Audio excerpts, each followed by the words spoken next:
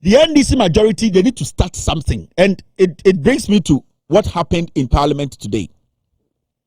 When the committee now almost every appointees allowed NAPO to come and sit with the MPs. You see, I want to tell the committee chairman, my friend, with all due respect to you, that is not your property. We all know Afenyo Markin is a fool. The MPP group sitting there, they don't have any intelligence. They are not ready to help you people vet the appointees. NAPO sitting on that committee, what was he sitting there? In what capacity? You allowing NAPO to come sit on that committee, he is a former MP. Do you know the number of former MPs who can be guests at that committee hearing? Do you know appointees are former MPs are ministers are? They can also come and take a chair and sit with the MPs to ask to be laughing and asking questions.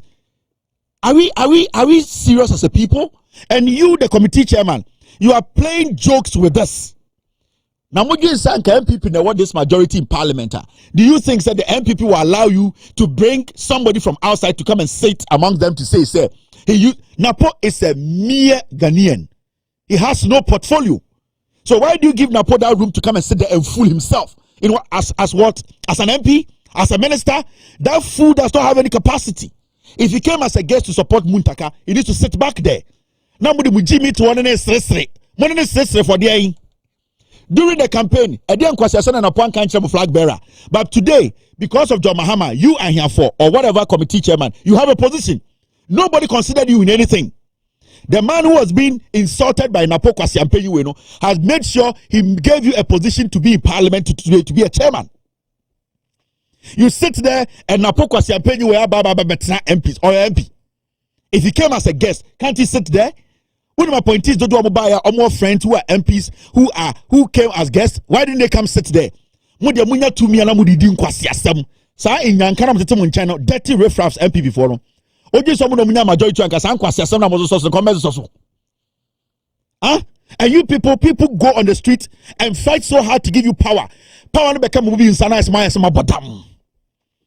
You start to underestimate the power of the people. You start to disrespect the people. You know the anger in the system? You know what the people want people to do? I don't care. I don't fucking care who NAPO is. He needs to sit back there. I don't fucking care who Muntaka is. So Muntaka ni NAPO a gay crown or Mudaboma. I don't care. So Muntaka ni NAPO a cracking deals. And Omoya Munkwasi Adiwo Aswasia. I don't care. NAPO needs to sit where everybody sits. He's a fucking guest. He's not an MP. People work so hard to become MPs. People have worked hard to be appointed. So you don't allow this fool to come and sit amongst you. And you want us to respect you as a chairman? Why do you think Afenyo Markin is disrespecting you? Because you have become so weak. You are here for. You have become so weak. Why is it talking out to and Afenyo Afenyo Markin MP before they are manipulating you? Why should NAPO sit where he sat? As what? In what capacity? Jandam they know. The NPP as a political party is being led by a fool like Afenyo Markin. Do not panic. When a fool leads a political party, you are not supposed to panic. They will drown themselves. Listen, when a political party is being led by a temperamental fool, the party will never sail. And what you see in Parliament now, or you are seeing in Parliament, from the NPP side, led by Afenyo Markin, you have to understand when a foolish captain leads a boat, it will surely sink. And I'm going to say, anytime I get for say, so who say MP before Jimmy or Parliament, say, Afenyo Markin about vetting committee with me, do not panic.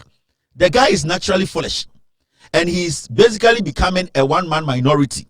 He wants it to be about him because he believes to say the people behind him, Jimmy, and you can see some of the NPP MPs are still not thinking. And the Resticker or the Jimmy or Parliament, they still don't understand where they are.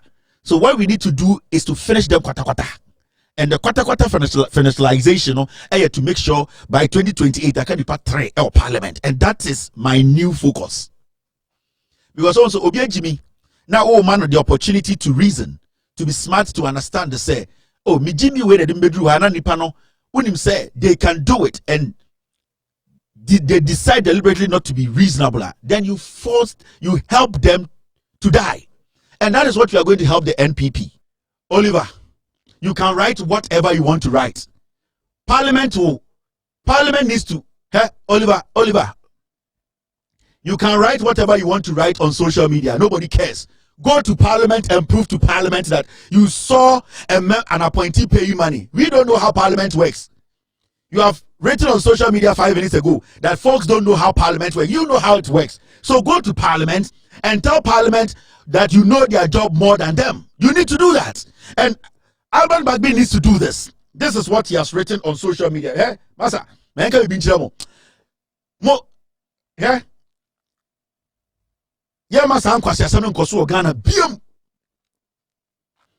We are the folks who are foolish. We don't know how Parliament works. You, Oliver, you know how Parliament works.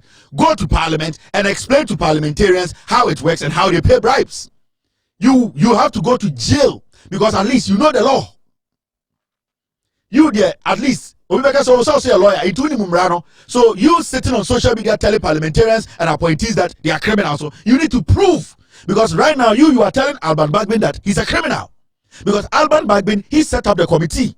So if somebody is sitting on committee taking money, you need to prove to Alban Bagbin that this person took money. You, Oliver, you have to go to Parliament and answer that question. Folks do not really know or understand how Parliament. I don't know. And majority of the people watching me, they don't know. You know. Go there and prove to us.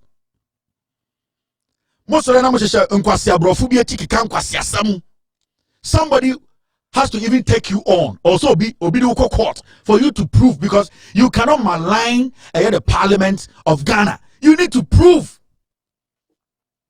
And the good thing is, you have a law degree to prove. So whatever you are saying, you know. Personally, I will find a way to get to Alban Bagbin for you to be invited to Parliament. I will say, Ghana. You need me. I don't need anything from you, and I don't hate you.